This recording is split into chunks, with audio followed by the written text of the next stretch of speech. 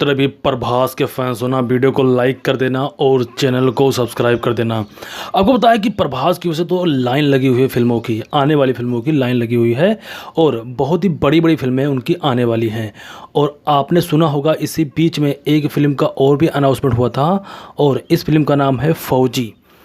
देखो भाई, फौजी के बारे में बहुत ही कम जानकारियां हमको दी जाती हैं। अक्सर आप लोगों ने ज़्यादातर स्पिरिट फिल्म का सुना होगा, ज़्यादातर उनके आने वाले जो फिल्म है स्पिरिट उसका सुना होगा, या फिर सलार 2 का सुना होगा, या फिर आप लोगों ने कल की 2898 AD पार्ट 2 का नाम सुना होगा। लेकिन आप लोगों ने फौजी फिल्म से रिलेटेड कुछ भी अपडेट बहुत ही कम सुना होगा। तो आज मैं उसी के बारे में थोड़ा सा मैं आपको अपडेट देता हूँ। देखिए, प्रभास की जो फौजी फिल्म है ना, अब अपने फाइनल शूटिंग फेज में है, यानी कि इसकी शूटिंग चल रही है और ये शूटिंग फाइनल फेज में है। मतलब शूटिंग जो है लगभग कंप्लीट हो चुकी है। फिल्म का ज़्यादा हिस्सा शूट हो चुका है और सिर्फ कुछ इम्पोर्टेंट सीन और एक्शन सीक्वेंस जो है वो बचे हुए हैं। ये फिल्म 1940 के ब्रिटिश इंडिया के बैकग्राउंड पर बनी है। प्रभास एक सोल्जर और एक रेवोल्यूशनरी टाइप पावरफुल रोल में नज़र आएंगे। प्रभास एक सोल्जर के रोल में नज़र आएंगे, जो कि कहानी को पता ही होगा कि 1940 में मतलब बेस्ड होगी और ये ब्रिटिश इंडिया जब था उसी के थीम पर जो है फिल्म रहेगी।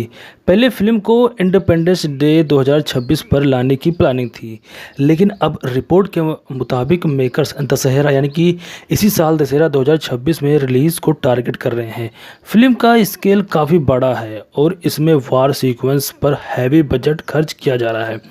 रिपोर्ट के मुताबिक प्रोजेक्ट का फ्यूचर में 2 पार्ट यानी कि 2 पार्ट सागा के रूप में भी एक्सपेंड किया गया है। हालांकि मेकर्स की तरफ से फाइनल कंफर्मेशन का अभी भी इंतज़ार है।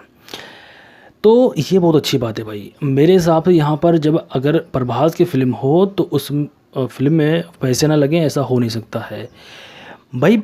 फिल्म में पैसे लगाना कितना ज़रूरी होता है तो आप लोगों को पता ही होगा भाई। आप लोगों ने फिल्म देखा होगा, एक प्रभास की फ़िल्म थी, पता नहीं पैसे कहाँ लग गए थे मुझे नहीं पता है, लेकिन आदि पुरुष का आप लोगों ने देखा होगा सीन, और उसके बाद में आप लोगों ने बाहुबली का भी देखा होगा सीन। तो उसमें आपको ज़मीन आसमान का फ़र्क दिखेगा। तो पैसे प्लस दिमाग और फालतू का जो है ये जो हाइप है ये नहीं होना चाहिए। क्योंकि देखो भाई, मैंने देखा है कि आदि पुरुष का फालतू का हाइप और उसमें देखने में कोई मज़ा नहीं आया। तो फिर ऐसा भी ना हो कि कार्टून की तरह हो भाई, रियल लगे और रियल हो भी। मैं तो चाहता हूँ कि मेरा तो शुरू से ही मानना भाई कि रियल लोकेशन पर जाकर शूटिंग करना चाहिए। ये हॉलीवुड की तरह एक कमरे में बंद कर और ये नीला वाला पर्दा लगाकर शूटिंग नहीं करना चाहिए। देखिए, उसके बाद में कास्ट में डेब्यू एक्टर्स इमारवी के साथ वेतरन एक्टर मिथुन चक्रवर्ती, अनुपम खेर और जया प्रदा भी आपको इस फिल्म में देखने को मिलेंगी। इंडस्ट्री रिपोर्ट कह रही है कि ऑफिशियल टीज़र या major promotion content shooting wrap के बाद लॉन्च हो सकता है। तो आप लोगों ने सुना कि यहाँ पर ये फ़िल्म काफ़ी बड़े बजट की हो सकती है। देखो भाई, मैं तो मानता हूँ कि फ़िल्म बनने में उतना बजट नहीं लगता है जितना एक्टर्स और जितनी भी टीम है उनका फीस देने में लग जाता है भाई। मैं तो यही मानता हूँ, फिल्म बनने में उतना टाइम उतना मतलब पैसे खर्च चाहे ना हो, लेकिन ये जो बड़े बड़े एक्टर के फ़ीस देते हैं ना लोग, आजकल एक्टर 50 करोड़ 100 करोड़ का फीस लेते हैं। तो भाई 50-100 करोड़ जब उन्हीं को दे देंगे तो फिर फिल्म बनाने के लिए बचेगा क्या? तो फिल्म बनाने में भी कुछ खर्चा होता है। तो बड़े बड़े एक्टर्स को आजकल लेना भी ये बहुत बड़ा सरदर्द बन चुका है।